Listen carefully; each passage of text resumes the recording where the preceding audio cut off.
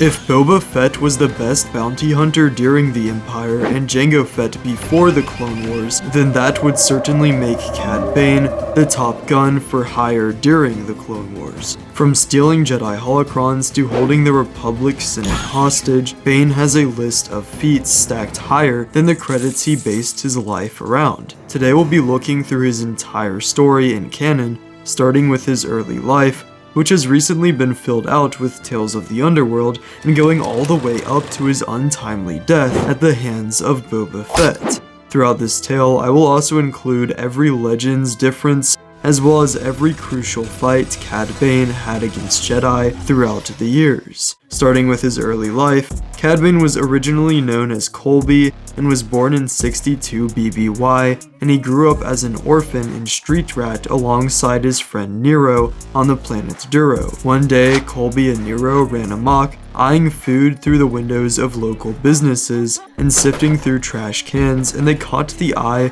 of the outlaw Laszlo. The two Duros boys distracted a RA-7 protocol droid named CB by bumping into him and stealing his food while pretending to assist him. Laszlo congratulated the boys on their con, and reassuring them that he was not a security officer, he tossed Niro a coin, introducing himself as a businessman. As Colby swiped the coin, Niro questioned the reward, which Laszlo clarified was an investment, before departing. They would use this coin to buy crunchies, which honestly seems like a pretty valid thing to throw all of your money on after first getting it. I mean, they look pretty good. Laszlo offered them a job to help bring down an Aqualish store owner who interfered with his business, and while Niro was skeptical, Colby agreed with his friend, demanding that they get 10 times as much. During their mission, the store owner was shot by Laszlo, who told them to run. While Niro was caught by police droids, Colby was able to slide over a police speeder, entering the speeder of Laszlo and his gang. While he was sad about losing his friend, Laszlo showed that he would receive the earnings of Niro on top of his own. This event set Cad down a path where he knew nothing but money and a fight for survival for himself. Years later, Laszlo left for an operation in the old neighborhood of Colby, who now went by Cad Bane. Laszlo's speeder returned early to their base, where Cad rushed on board, being informed of Laszlo's death at the hands of a lawman, before retrieving Laszlo's hat from the speeder and becoming obsessed with revenge over the death of his friend. Niro, who is now the deputy, warned Bane not to take revenge on Laszlo's killer, which Bane decided to ignore. Coming back with his partner Aaron that night, who warned Bane not to get into this for his own safety and saying that more was at risk than he knew about, Cad ignored her, getting into a standoff with the Marshal, who he shot and killed. However, in the process, the Marshal accidentally shot Aaron in the shoulder, and then Cad was arrested. Niro asked if it was worth it, to which Bane responded, "It will be." And honestly, everything about this guy is awesome. Sure would be cool if he had like, a YouTube channel or something. But yeah, I don't know what I'm talking about. Anyway, Bane was released from prison years later on a technicality, which led locals to believe he would want retribution. Niro, however, took no preemptive action leading up to his arrival, believing the problem could be worked out. Bane would meet with Niro, his friend from birth, who he would shoot twice through the chest, falling down beside his son Isaac, who he revealed to Cad was actually Cad Bane's biological son. Cad would walk away as Isaac was comforted by the mayor.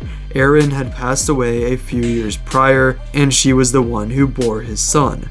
Before even making a name for himself in the galaxy, Bane was already cold and merciless on the inside. Legends does alter his early life slightly, with Cad growing up on the space city New Tiana rather than Duros itself, and it's said that he didn't become a true bounty hunter until around 24 BBY, with his early career consisting of tracking down bail jumpers and other lowly criminals in the ghetto he grew up in. His first major mission was to take on a Jedi under pay from a Chris Ureta. This was to start a reputation for himself after killing a Jedi, which would be important in the foreseeable galactic war front. And it's pretty interesting that Cad Bane actually could foresee that there was an upcoming war with the Clone Wars as the galaxy was starting to split apart. Kind of reminds me of Darth Maul in the Clone Wars predicting the Jedi Purge to come. He followed this quote-unquote Jedi into Uretta's complex and noticed them to be using an arsenal of unusual weapons for a Jedi. He deduced that this Jedi was an imposter, with them even using a gas emitter to quote-unquote force choke Uretta himself. Bane decided he would get nothing out of killing them, and instead decides to learn how to build such gadgets for his own arsenal, which will be very important in the oncoming war. Despite this character not counting as a real Jedi, Bane did start to use trademark equipment like his breathing tubes, which prevented him from being force choked around this time. Back over to canon, in 32 BBY, we have the mission with Darth Maul. And at some point prior to the Battle of Naboo, Cad Bane was contracted by the Sith Lord Darth Maul and met with him on Nar Shaddaa. He, along with fellow bounty hunters Aurra Sing, True Trill Tech, and Vordilio, assisted Maul in acquiring the Jedi Padawan Eldra Kaitis from the auction of Zev Zrexis. Uneasy with their mysterious employer, Bane and Sing then discussed potentially killing Maul. However, their ship was sabotaged, and they were forced to crash land on the moon of Drazkel. Bane, along with Maul, Kaitis, Sing, and Vordilio, survived the crash. The Duros bounty hunter then concluded that Zrexis was making a sport and profit out of them by giving each of the parties that attended the auction the chance to track them down and claim the Jedi Padawan for themselves. This was the first of many true Jedi Cad would have missions based around. Bane and the others picked up Maul and left him to take out Zrexis at her hideout. And if you have confidence that Cad Bane could have defeated Maul in a fair fight, then hit that subscribe button.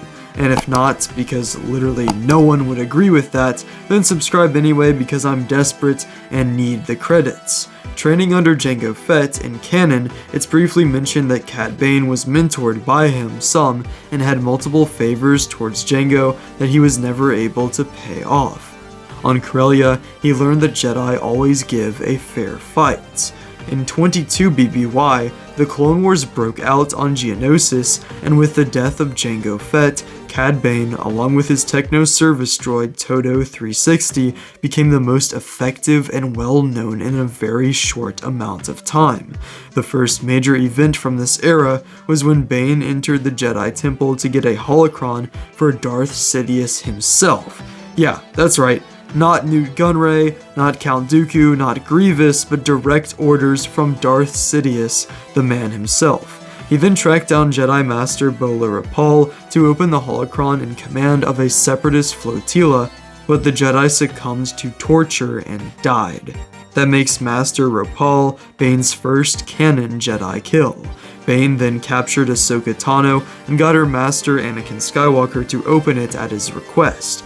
Bane would work for Sidious by stealing Force-sensitive children throughout the galaxy, and they were taken to Mustafar, and while the children were saved by Anakin and Ahsoka, Bane, who was previously captured and a mind trick was used on, was able to escape when him, Obi-Wan, and Mace Windu went to one of his bases on a small space station known as the Black Stall Station, and he tricked them by activating the defenses and leaving through a side door. Later, on orders from Jabba the Hutt and a daring assault on the Galactic Senate building, Bane and his team take several senators hostage, including Padme Amidala, and demand the release of Zero the Hutt from Republic custody. Under immense pressure and to avoid bloodshed, Chancellor Palpatine ultimately agreed to the terms, allowing Bane to break Zero out of prison. This bold and highly organized attack firmly establishes Bane as one of the most dangerous and effective bounty hunters in the galaxy. Bane's second involvement with Zero came after Zero's escape again from Hutt custody with Sy Snoodle's help. The Hutt Council hired Bane to track him down. Bane competes with Jedi Quinlan Vos and Obi-Wan Kenobi, who are also pursuing Niro. Zero. Despite the Jedi's efforts, Bane stays one step ahead, but eventually arrives too late to stop Sai Snoodles from murdering Zero. However, Cad Bane would get into a long fight with Obi-Wan and Quinlan Vos, and manages to survive, actually taking Quinlan Vos's lightsaber at one point. Oh, and it is truly a day to be remembered, I'll have you know. So Bane has been able to get the upper hand on Eldra Caddis, Bolero Paul, Ahsoka Tano, Obi-Wan Kenobi, Quinlan Vos, and then also Anakin and Ahsoka again when working with the undercover Obi-Wan, a very angry Anakin I might add, which is pretty impressive itself. That's clearly not something the Tuskens could do. The Tuskens. What is arguably Bane's most significant mission was his part in the kidnapping attempt on the Chancellor in 20 BBY, allowing himself to be captured in the Republic's Central Detention Center, working with Moralo Ival and Reiko Hardin, who was just Obi-Wan in disguise. Oh, I have a bad feeling about this. They were able to escape the prison before then going to Sereno, where Count Dooku created the Box Challenge to determine the best bounty hunters for the critical mission on Naboo.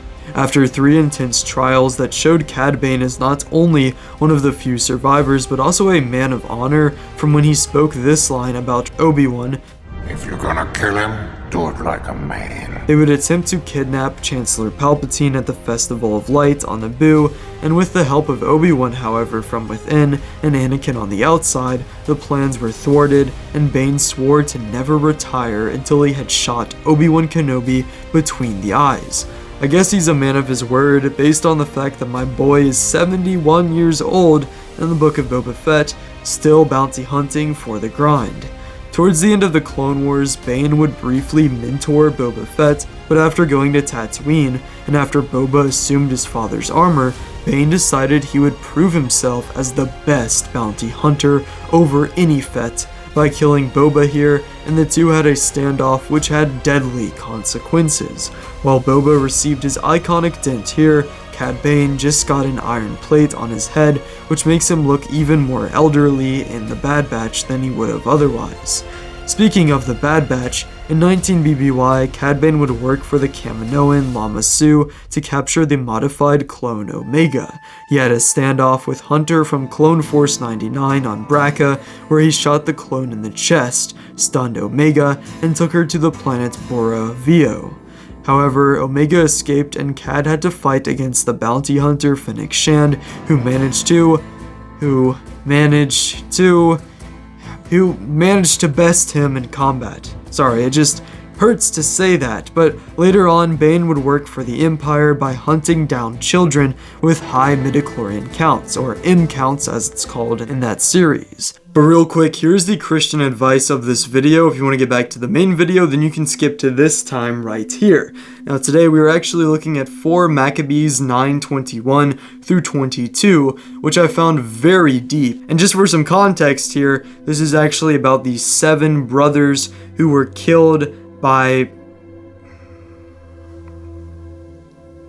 Antiochus for obeying the laws of their ancestors and not eating profane foods. So it says here, although the ligaments joining his bones were already severed, the courageous youth, that being one of the 7 brothers, worthy of Abraham, did not groan, but as though transformed by fire into immortality, he nobly endured the rackings. So I found this very powerful, and the general idea here that I took away from this is there's literally no pain, whether physical, mental, or spiritual, that cannot be overcome by someone who truly holds fast to God and truly believes and loves God until the end and is willing to go to the end. But getting back to the main video, just a quick reminder that if you do enjoy this video, then you might also like the one I did where I looked at Palpatine's entire life story. But yeah, let's get back to the video. By 9 ABY, Cad Bane was still active as a bounty hunter. He was offered a handsome fee to work as an enforcer for the Pike Syndicate